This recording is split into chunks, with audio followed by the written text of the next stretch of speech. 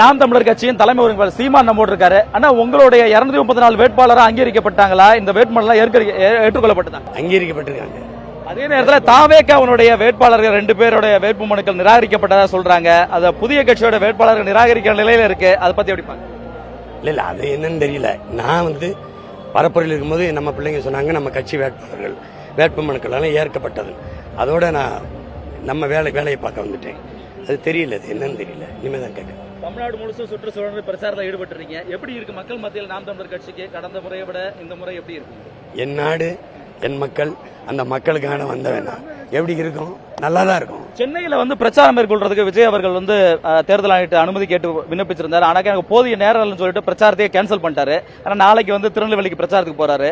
தேர்தல் ஆணையம் மேல வைக்கக்கூடிய குற்றச்சாட்டு, காவல்துறை மேல வைக்கக்கூடிய குற்றச்சாட்டு. மற்றவர்களுக்கு நிறைய நேரம் கொஞ்சம் வேலை, எனக்கு நிறைய வேலை கொஞ்சம் நேரம், அதனால போயிட்டு வரேன். நன்றி சார்.